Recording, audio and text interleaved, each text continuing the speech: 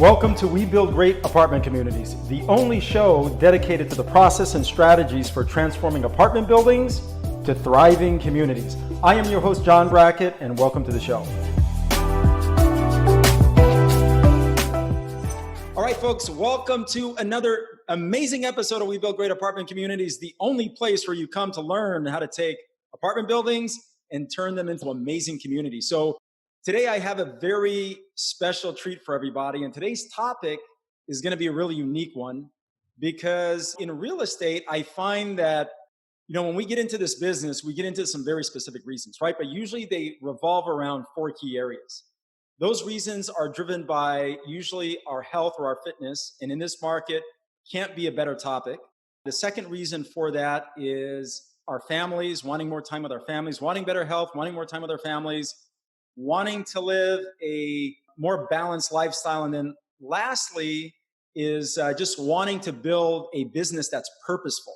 So the reason why I have our guest on today, her name is Rachel Lee Adams. I am your host, John Brackett. This is going to be an amazing conversation because it's going to be built around building a life inside of this real estate space by design. And Rachel is someone that has quite a bit of experience with that. And I thought it would be a great topic. She also is the founder of Rachel Adams Lee Group at Keller Williams Realty. She's currently ranked in the top 1% of realtors in Placer and Sacramento County. And she is on Wall Street Journal's top 1,000 agents in the United States.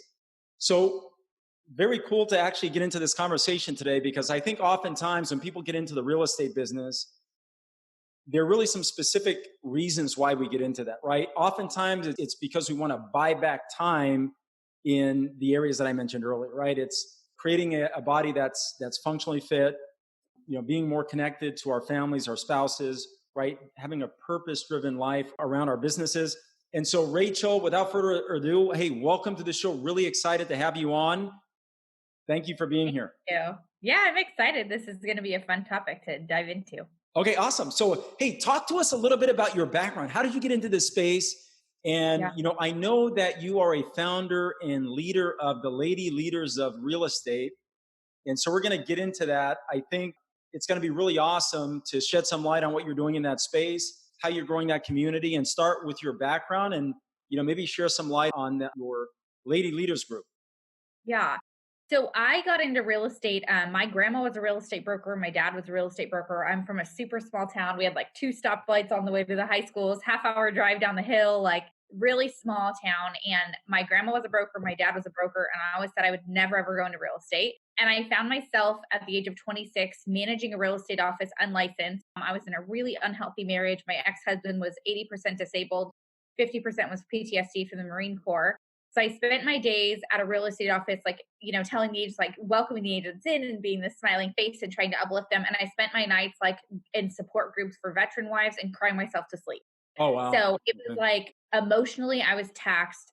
Physically, just every part of me, I didn't like where I was at in my life, but I also didn't know how to change it. And I heard about this class called Bold coming up. It was like a sales course that Keller Williams put on. And I decided I was going to go to it. And I called in sick to work. And I heard a quote that changed my whole world. It was change the way you look at things, and the things you look at change.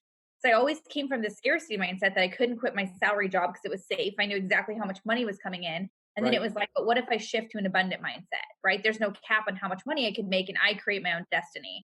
So I jumped into real estate. My first year was super duper intense. I door knocked 200 doors a week and did 3 open houses a week. So 200 doors knocking, 3 open houses, and I didn't sell my first home for 4 months. So you can imagine the grit and the determination I had to have and the tears I shed in that first 4 months. I was able to sell 39 homes the first year, then 109, then 123. So 3 years into the business, I find myself as Wall Street's top 1,000 agents in the country. And to be honest, the way that this whole thing kind of happened is I'm this young kid traipsing around on stage, teaching people how to build this big business. And I run 4 different 6-figure businesses, and all of them are through social media now. That's kind of my jam. But at the time, I'm 3 years in, I'm 5 feet tall, and I was 35 pounds overweight. I only grow this way. I don't grow this way. And so I was putting everybody's needs. I think we're all a little guilty of that, by the way. But I was putting everyone else's needs in front of my own. I had no boundaries with work. And my life was kind of spiraling. And I actually, I got asked to go to Texas and interview with this woman who was like a health and wellness coach. She interviewed like Matthew McConaughey and the founders of Microsoft. And like she was this big deal. And she was doing this interview called Young and Killing It. And so it was me and two other guys. I was the only female on. And the interview was about how we're so young and so successful. And I go to do this interview. This is going to blow your mind. So I sit down to do the interview. I have on like the tightest pair of Spanx I can find. Hair and makeup is done. Like I'm ready to go. She's asking me about my career. And I'm so used to my normal answers. So I'm like, well, I did this, I did this, I did this. And she's like, okay. But how did that make you feel? And I was like, feel? I mean, just you do what you do. And I kept moving. And then we'd talk about something else. And she goes, and how did that make you feel? And I'm just like, what the heck, chick? Like you're messing up my flow, because I have my answers. She asked the camera crew to step outside. And I am like, what is going on? Like my face is white. She takes my hand and she says, sweetheart, have you ever heard that your video isn't matching your audio? And I was like, what? And she's like, I don't know if what you say you're doing, you're actually doing. And I was like, what are you talking about? She's like, I'm not talking about your success. She was like, you're clearly a successful person. She goes, what's really going on? And it was like in this room in Texas, I burst into tears. And I just tell her, I said, you know what? I got a divorce. I never dealt with it. And I have been so focused on my business and my success and doing everything for everyone that I don't even know who I am anymore. And I said, I'm so tired. It was like the most powerful conversation I've had in my life. We talked for 2 hours. I never got to shoot the commercial because it was out of integrity. I went home and I cried for 2 days. And in that conversation, 2 words kept coming up for me: authenticity and integrity. What could my life look like if I truly led my life with authenticity, meaning being who I wanted to be for me? I was doing everything for everyone else, right? No boundaries, like no, I don't even think I had self-worth at that point. I just was focused on being successful and having this perfect image. And then also leading my life with integrity, doing the right thing always, right? And being truthful. And so I made this huge life change. Like that moment, that conversation changed my whole life. And I decided that I was going to live what I call a life by design. And I was doing everything for the wrong reasons. I love that, by the way. I love that, by the way. Life by design. Yeah. It like, good on you for that. Thank you. And I admire her too. Her name's Nina Heller. We ended up writing a book together. She was my co-author about my journey of finding myself after divorce and helping other women do the same. Right. But what happened after that is I really led into this life by design. And to me, that means doing what I want to do, when I want to do it, with who I want to do it with. So I spent 3 years after that totally in personal growth, all personal development. Like I edited the people I surrounded myself with. I edited the conversations I had, my health, like everything changed for me. And for 3 years, I focused on myself. Then I ended up deciding I was ready to go back out into the dating world. And I went on Tinder and done an online dating app. And I met my absolute like soulmate, best friend, business partner, husband. And I'm now a new mama. So I married my best friend. We've been married for like 4 years and we have little baby Henry and he's 15 months and rocking my world. And yeah, so it's been a wild ride. And I'm like a real estate coach now. I have my coaching business. I'm still in residential resale. And we have a network marketing company we partnered with. And like, we travel and we coach and we get to love on people and help them live their best life. And it's wild. It's wild. Hey, well, I really appreciate the summary. And so, what's going to be cool about this show is we're going to add it to one of our special episodes called The Only Guaranteed Investment. And the Only Guaranteed Investment was built around this idea that you talked about, but the only guaranteed investment really is us making the investment in ourselves so that we have the capacity to then make that investment back into our families, right? And so the reason why I created that episode called The Only Guaranteed Investment, what you said resonated with me a lot, different things that showed up in my life. But for me, I wanted to make sure that what I thought would be an impact in this world, I quickly realized that it had to start with me. And then the second thing was it had to be my family, right? Yeah. If I did not make continuous investment in myself to grow as a human being, I wouldn't have the capacity to do that for other people. Yeah. And I quickly learned that if I really wanted to create impact in the world, that the quickest way to do that was to make sure that I raised very good human beings, my kids. Yeah. Of course, my wife and I, we've been married for 22 years. We have a great relationship. Just like every marriage, you have to constantly work on it and work through things and constantly be growing. But in doing so, what ended up happening is once I became the example for them, it was really easy for them to go out and model that by how they were being, right? And then they started impacting other people. And I go, you Yeah. know what? This is pretty incredible. This is actually how this stuff works. We talk about this a lot. So my husband and I, before we met, we went to a pre-marriage retreat because I'm like, we are spending an entire year planning our wedding, but we're not planning for our marriage. Like that's the more important thing. So we did a pre-marriage retreat, and then we actually do a marriage retreat once a year, something that's just dedicated to being the best version of ourselves we can and showing up for each other and making sure that nothing's like swept under the rug. Purpose for where I want my life to be. And it's this quote from Mother Teresa. And it said, if you want to go out and change the world, go home and love your family. And Easy. I was just like, that's everything, right? Yeah. And so I mean, like you said, we're so, and my husband and I are very intentional about having that work-life balance. And like this phone, right? We are in the sales industry. So a client, a tenant, someone is always going to need you, right? And yet this can be your best friend or your worst nightmare. And so we're really intentional about setting that boundary, first off with the clients, but setting business hours. Like, yes, real estate industry, people get into it because it's flexible, but the only people that are successful treat it like a business. And if you are not running your business is running you. And I have zero time to let my business run me because my family matters more than that, you know? Okay, cool. So let's unpack this in a way where we create a little bit of sequencing for audience so that they can follow along.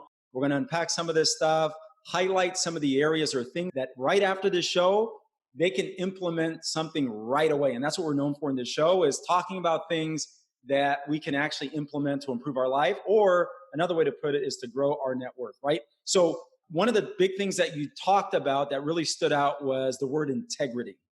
Yeah. Okay. The second thing that I hear a lot of is the word authenticity. Mm-hmm. Okay. So let's talk a little bit about that because in the world of real estate, especially real estate investing, there is a lot of different influences that we show up to every day, Mm-hmm. right? And inside this world with all of those influences, every day we're in constant decision making mode, right? Some of those influences, they can pull us one way negatively, or they can pull us the opposite way positively, right? So let's talk a little bit about integrity. What does that mean to you? And why do you feel that's so important as really kind of the cornerstone to creating massive results inside of your life?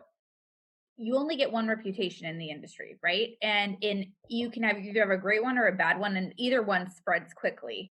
And when I got into the industry, I was told that people in real estate are like used car salesmen; they're just out to make money. And so for me, it was like, you heard the commission breath thing, right? And I said, like, the first shift that I had to make is it wasn't about how many houses I was selling; it was about how many families I was helping. How many families I was helping. This is the American dream, and we get to help people do it whether you are, buying a home or you're renting an apartment, there's pride there. There is pride there. And people are paying money and we're putting a roof over their head. And that's a big deal. And so for me, it's kind of that thing where like you do the right thing even when no one's looking. My husband committed to do this like push-up challenge or something. It was like a burpee challenge or something with this like group of men that he was hanging out with. And it was like if you didn't do something, you had to do like 100 burpees or something. And I just remember sitting on the couch watching him do the burpees.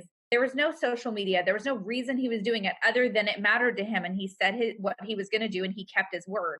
I was like, that is so amazing because I think like 80% or more of the world would not do it and maybe say that they did.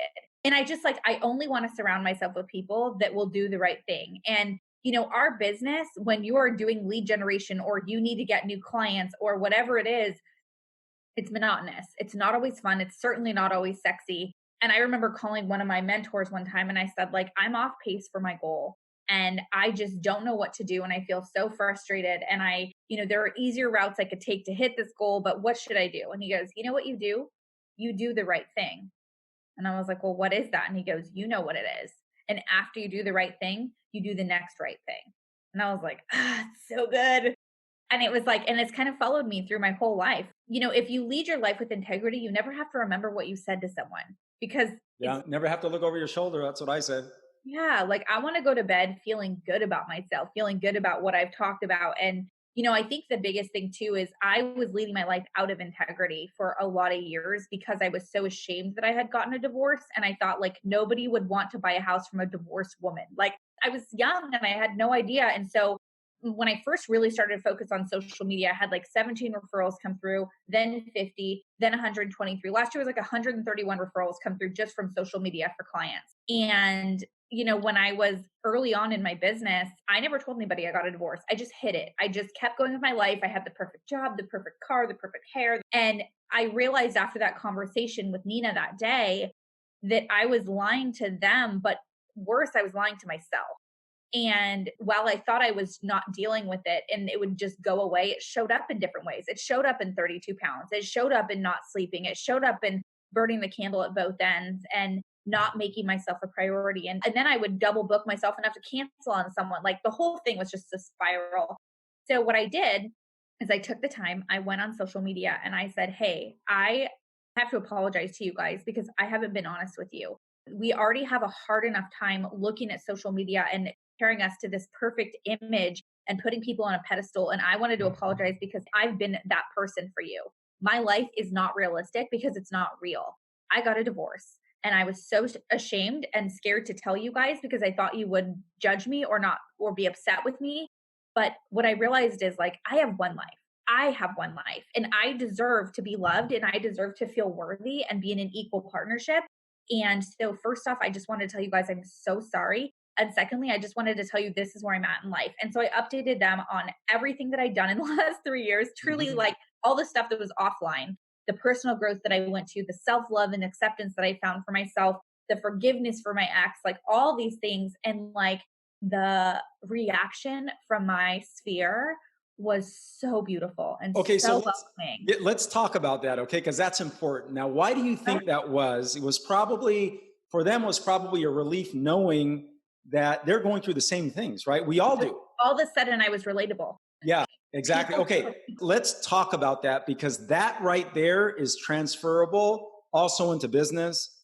That is transferable also with our kids. yeah. That's transferable into our relationships. So that is a key piece that I want you to talk about, especially for folks listening to this show. That is a transferable component that can literally move in different areas of our life, right? To create impact. So can you talk about that?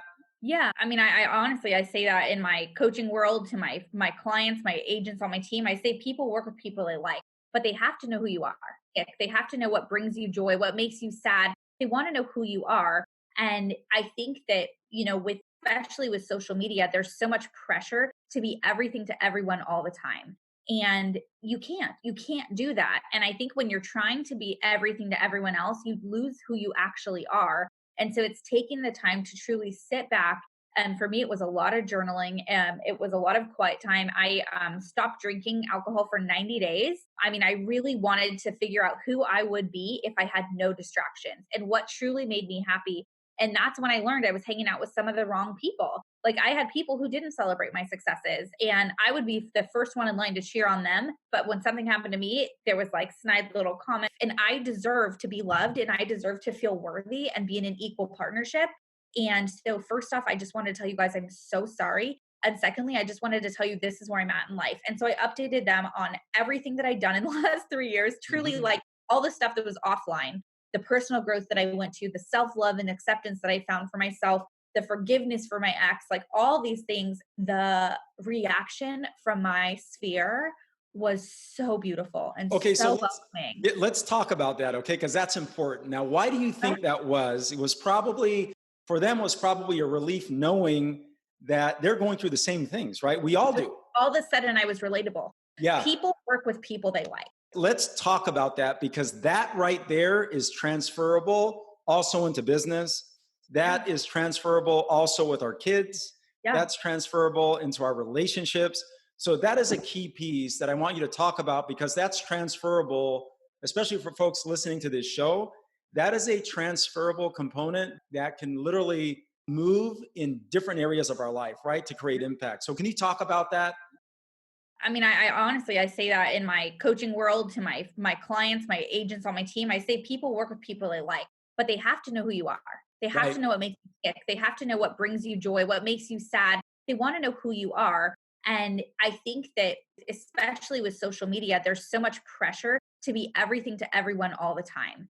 And you can't do that. And I think when you're trying to be everything to everyone else, you lose who you actually are. And so it's taking the time to truly sit back. And for me, it was a lot of journaling. It was a lot of quiet time. I stopped drinking alcohol for 90 days. I mean, I really wanted to figure out who I would be if I had no distractions and what truly made me happy. And that's when I learned I was hanging out with some of the wrong people. Like I had people who didn't celebrate my successes, and I would be the first one in line to cheer on them. But when something happened to me, there was like snide little comments or whatever. And I just realized like I can't grow with these people. And if Right. I truly want to lead my best life and live this life by design, I have to make some changes. And at the end of the day, the right people are going to come into your life and the right people are also going to leave your life. People Right. think like the wrong people leave. No, no, no. They don't align with who you're becoming. It's not about who I was now. It was about who I was going to become. And if I wanted to become this person, I had to make really good small choices that were going to add up. Like Darren Hardy wrote the book The Compound Effect, and I love that book. He talks about how really good choices add up, but so do bad small choices. Like a piece of chocolate cake every day versus a salad every day, right?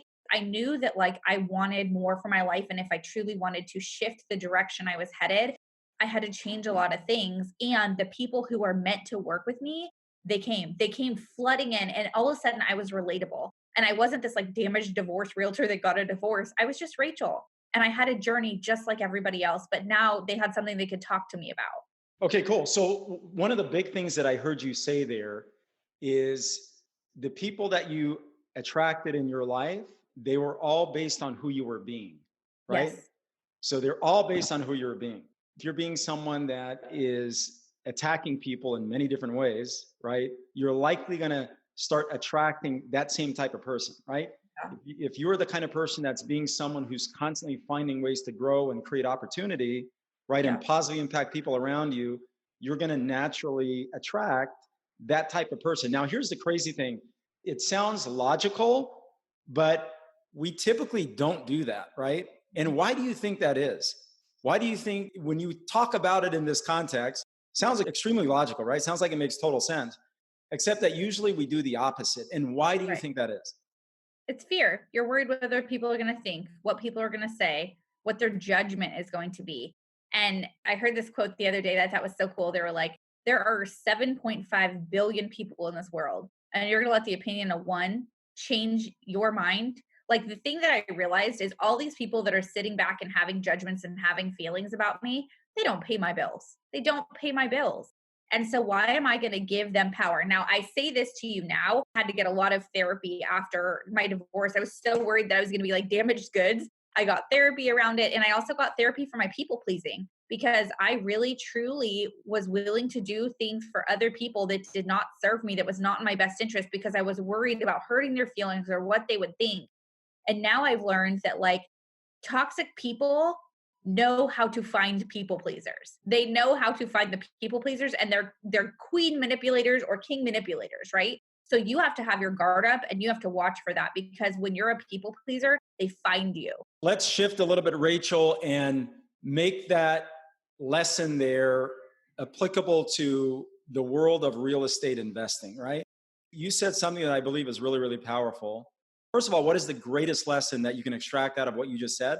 How do you feel that will allow our audience to increase their production? That's a really big one. Usually, the way that you show up in one area of your life, almost always over the long term, is how you're going to show up in almost all other areas, right? So, can you Well, talk about that a little bit? yeah, I mean, the thing too, and I mean, I have a fair amount of experience with investing, right? Like, there are some really amazing quality investors out there, and we know there are some crazy, shady investors out there that are willing to do whatever they need to do to make a quick buck. And I will say, like, if your gut is telling you something, listen to it because you're usually right. If you think that proof of funds is BS, it probably is. Like, if that number doesn't look accurate, it probably isn't.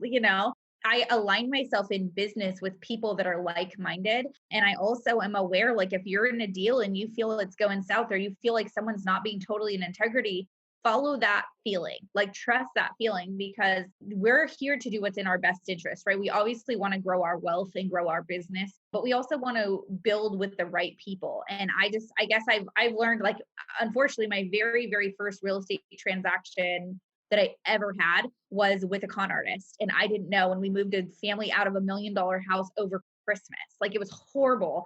And that was my very first real estate transaction as a 26-year-old kid. I spent my commission check ahead of time because I thought it was coming, like all the life lessons you learn. Right. And I guess just like not everybody's integrity, right? We know that. And you just like listen to your gut. If you think something's fishy or something's off, like it usually is.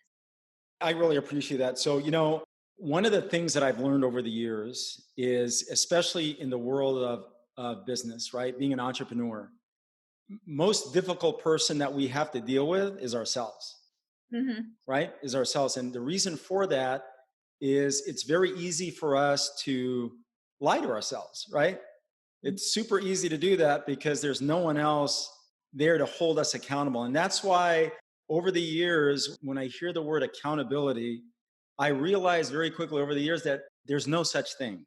Because no matter how someone is actually communicating to you what you need to do, ultimately, you and I, we're the ones who need to do that, right? Yeah. So I quickly over the It's years like if you're shifted. looking for an excuse, you're going to find Yeah. it. So quickly over the years, I had to really change my mindset to understanding that it was my responsibility to be self accountable, right? Because someone can tell you to do something, someone can demonstrate to you that something's not being done or how you can do X, Y, or Z to improve your business or your life.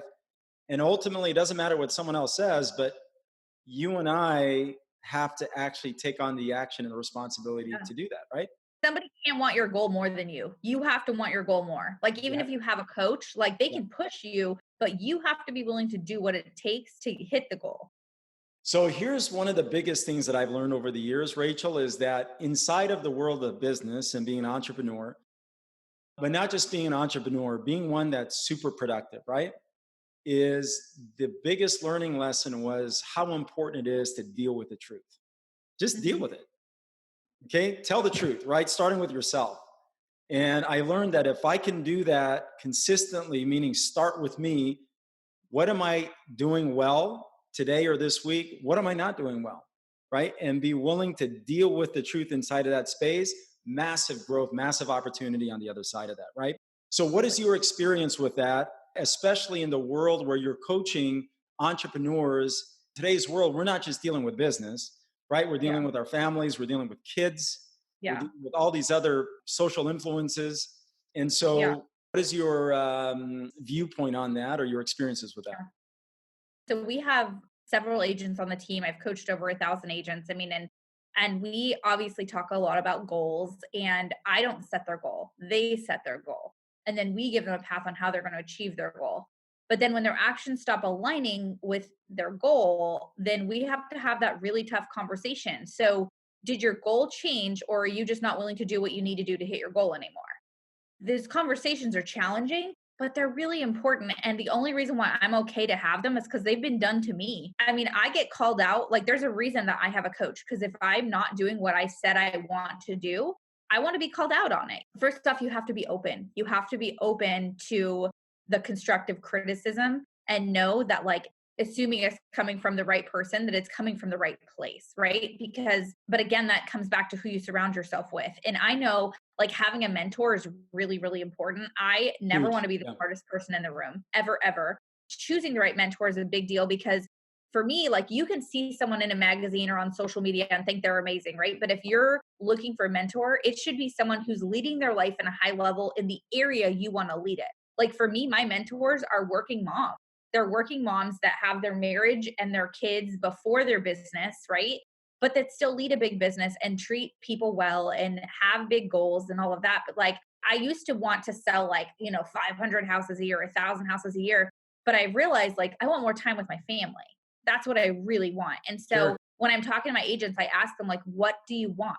And so it's not just about how much money you want to make. What will that do for your life when you have that? What will that do for your family? Like, where are you going to vacation? There's a reason why when we do goal setting and we look at our schedule, we plan our vacations out before we plan our year out, right? Because we want to make sure we have that time to decompress and to focus on what actually matters And it's non-negotiable. Like my date nights with my husband, they're non-negotiable. And I'm a better person professionally when I take care of myself personally. I agree. I agree with that 100%. 100%. Let's pivot a little bit. All right. So we talked a little bit in this case just about how important integrity is, authenticity, and how being clear about what we want and then following that up with action, right, will allow us to move forward in the direction or the areas that, we are most committed to, right? And Mhm. so that's one of the things that you talk about is, hey, look, sometimes, I have to stop and have a conversation with my agent, the folks that I'm coaching, Yeah. and you either have to raise your level of commitment or decrease the goal. Yeah. Yeah. I mean, those are really the only two options. Yeah. And the other side of that too is this may be too long of a topic to get into this, but I've learned over the years that being willing and being committed, they're very different things. Yeah. Okay. Very, very different things. I remember we got into this topic and a good buddy of mine, right? Coach, high level coach, also was my coach for a couple of years. And he's charging 30 grand a year for people to come on and coach with him. And I made this comment, and I have this saying, right? I am willing to use myself. I am my own best case study. Yeah. I'm I love willing to it. use myself as a case study all the time, and I do it all the time. Well, my Yeah. comment to him was, I said, look, it doesn't matter how much someone is paying you. Okay, just because they're paying you a lot of money to be coached, there's a difference. Okay, that doesn't make them more committed. Yeah. Paying you all that money doesn't make them more committed. It just makes them more vested. But there's They a have skin difference. in the game, but that's it. That's it. It just makes them more vested. It doesn't make them committed, right? I said, look, let's use me as a case study and move me parallel to what you're doing, right, with this coaching. So it Yeah. was just a case study, right? It was just a case study. Very interesting. But what I learned from that, if you're willing to do something and you're willing to get to that finish line, okay, there's a lot of power in being willing, right? Yeah. Massive, massive.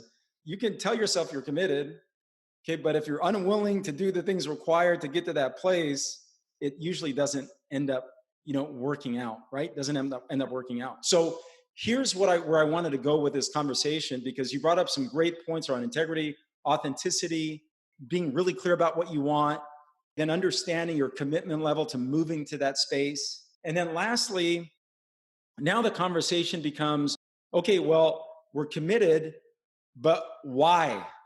Mhm. So let's talk about how you help people refine their why.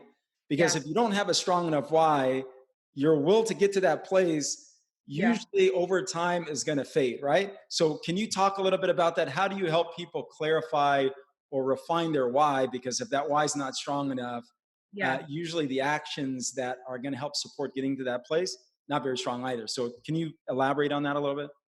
Yeah. I remember when I was younger and I heard people say, like, what's your why? What's your why? And all of these people were like, it's my kids. It's my kids. And I just remember thinking, I don't have kids. I don't have a why. Like, I don't have a strong enough why. And I just remember thinking that, and yet I'm door knocking 200 doors a week and doing 3 open houses a week. But I was thinking, I don't have a strong enough why. And yet I'm like hitting all these like milestones. And I realized that for me at that point, my why was to get out of the place I was in. I didn't want to be paycheck behind a paycheck anymore. I didn't want to be crying myself to sleep in an Great unhealthy point. marriage. I was willing to do anything I needed to do to get out of where I currently was because it was dark and it was heavy and I wanted the light.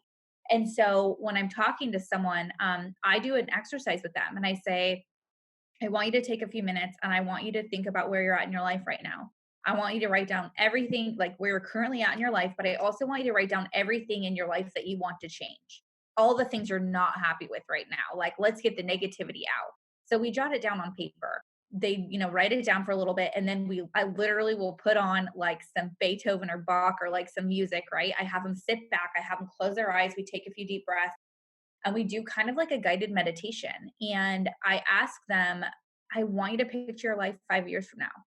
5 years from now, every single thing that you don't like about your life that you just wrote down, it's completely changed for the opposite. And then I have them envision like, where are you living? What does your house look like? What are your relationships like? What conversations are you having? What car are you driving? What charities are you donating to? How do you feel? What kind of shape are you in? And depending upon who I'm talking to, like, I'd be like, what purses are you buying? You know what I mean? Like, depending on the conversation. But it's an exercise that I was taught about. And it's kind of like the self image exercise, right? Like, if you could have the best image of yourself, like 5 years from now, you do all the things you want to do, you've become the person you've dreamt of becoming. What does that look like?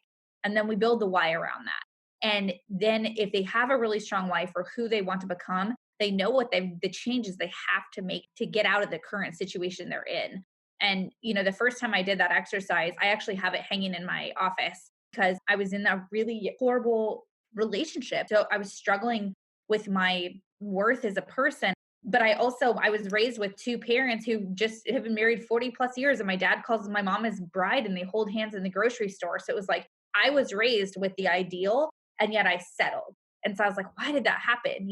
I think regardless of how incredible you're raised, sometimes you still have to go through stuff and you still have to evolve as a person and make good choices. And we have little baby Henry right now and he's 15 months old. And asked my husband, I'm like, how do we make sure that he makes good life choices? Like, how do we make sure that he doesn't get into drugs and do all the things? Cause I was a good kid growing up and yet I struggled as an adult and made some poor choices in relationships. And like, we really just say, like, we just have to raise good people. We treat them to be kind. We treat them to understand people, be compassionate. We treat them to analyze situations. Yeah. There's so much to it. And again, to answer your question, I think to really figure out the why, you have to figure out what you're unhappy with now, but then what the best outcome could be 5 years from now. What does your life look like? And then you make specific choices and you choose action items you're going to take to get to that next step. Okay, cool. I really appreciate that because that's really valuable for our audience, right? Because when you think about our audience, we have very experienced operators who are managing millions and $1 million of That huge apartment fun. buildings, of Yeah. investments. Then we have folks that are passive investors that are experienced, some very experienced, right? Wanting to be completely passive, placing Yeah. money in investments. Yeah. Others, maybe a year, 2 years of experience, right? Looking to place money in investment opportunities. And then we have those folks that are trying to figure out how to enter this space, whether they want Yeah. to be a real estate investor operator or do they want to be passive, right? Yeah. Invest their money through rather an experienced sponsor or experienced operator. So with that being said, the reason why I bring that up is for our audience, and we're approaching the end of our show. So I'm going to use this as the last question. For our audience out there, most people, when I hear them say they wanted to get into this business, it's usually, hey, I want to become my own boss, right? Or I want more time. And that doesn't really translate into, I think a strong enough reason to be able to deal with all the challenge that you have to be willing to work through in this space to get to a place where you're creating success, not only for yourself, but for those around you, right? So, Mhm. what is the one thing that you can share with our audience about really defining that why so that when you do make the leap into this space, there's a higher probability of success? Mhm. My first business partner in real estate, we started as partners, like in residential real estate, and he decided he was going to go off and be an investor. And so first it was like small flipping residential real estate. I mean, he just bought like a 470 unit apartment complex. Like he has so many doors. I have no idea but he is so successful and he's so happy. He's killing it in his space, right? Bottom line, we were willing to do the things the other people weren't in to be successful in whatever, whether it was door knocking, making new relationships. Like, so I think what I would say is you think that investing is a career you want to go into, you find a mentor and you do stuff for free. You're going to start being their little guinea pig and you are going to do errands that you probably don't want to do. You're going to be walking into situations where you're like, wow, you're a hoarder or whatever it is. Like, you're going to see some crazy things. But before you take the leap and you jump, I would say you need to shadow someone. You need to really get a great mentor in the space and see what life is like and ask the questions and go for someone who's going to be really honest with you. And then when you're like, yes, I'm in, this sounds really good, have check-ins, have a 30-day check-in, a 60-day check-in, a 90-day check-in, 120 days. Keep checking in and say, this is the goal that I set for this month. And then halfway through the month, I want you to go, this is where I'm at. Am I on pace for my goal? Yes, great. Keep doing what I'm doing. No, I have to shift my actions. And so I'm really big on, like, before you jump in to a marriage, you date. You have to do these milestone check-ins, but you're checking yourself. It's, what are my goals? What are the tasks I'm going to do to achieve that goal? And then at the end, how did I do? And then what could I do differently to achieve the better result? That's what we do every single week. Every week, whether it's in real estate, in coaching, in my marriage, I'm always thinking, what's my goal? What am I going to do to achieve the goal? How did I do? Okay, what can I do different next time to achieve a better result? I mean, I think that translates into business, to life, to your kids, like all of it. Right, right. Hey, I really appreciate that. Well, Rachel, you've been a great guest, and I'm really grateful that we have been able to have this conversation, because usually what I've learned over the years, the things that you typically cannot see and you don't often talk about are usually things that create the greatest impact, right? You bet. And what I always tell my staff, my kids, people that I interact with is leadership is an inside job, man. Leadership is an inside job. In order to put yourself in a position where you can lead people, and I think be able to do things that are high impact, it starts with a willingness to be able to change yourself first, right? Because it's hard to create long-term sustainable impact if you're unwilling to make the changes in yourself necessary to actually create that kind of production, right? And it really doesn't matter what area of your life. So, hey, and before I ask you to share with our audience how people can get a hold of you, what is the one thing that you like to ask me that you feel can add some value to our audience? What is the one thing that you wish you knew before you got into investing? There's so many things that I've learned along the way. When I look back on some of the greatest lessons that I've been able to extract out of this business, it really has nothing to do with math. Okay, very little to do with math, but predominantly everything to do with people, right? If I could do this business over again, there aren't a lot of things that I would do differently, truly, because all those things have compounded into the experiences that I have today in very specific ways. But I think the biggest thing is really understanding, how to build out great networks. And so that's in direct alignment with what you talked about earlier, right? Aligning yourself with the right people for the right reasons. And so I think when I look back, if I had to say, hey, I could have created more impact by understanding what that looked like earlier, then the fact that I'm a lot clearer on that now, I think my impact would have been much greater, right? Impact to people would have been much greater than it is today. So that would be something that I would do a little differently, or I would have done a little differently, but something that I'm very committed to doing now. And so that's been a really good lesson. This business is really about people, but the quality of your life is ultimately going to be dictated by the quality of how you think, and then how you follow that up with action. And of course, the people around you to support those thoughts, right? And also the action steps that you take along the way. So great question. Yeah, I really appreciate that. Hey, so how do people get in touch with you, Ray? Where can they find you? Where's the best way for them to find you? I'm big on social media. So if they want to go to Instagram or Facebook, they can go to Rachel Adams Lee. And on YouTube, I am /Rachel Adams Lee. I've got tons of free coaching on there. I also have my coaching company. We have a social media coaching company. We have a business and relationship coaching. And then I have a real estate for residential resale. I have real estate as well. Awesome. Awesome. Hey, well, I want to thank you for being on the show. You've been a great guest. I want to wish you continued success. And I look forward to, following you and watching your progress. Thanks. Appreciate it. Yeah. So you're so welcome. Thank you. Clarity of purpose creates our greatest competitive advantage. When we transform apartment buildings to thriving communities, we improve how people live and create assets with high profit margins. Don't forget to subscribe, like, and share this up with a friend. I'm John Brackett, bringing you things you can implement right away.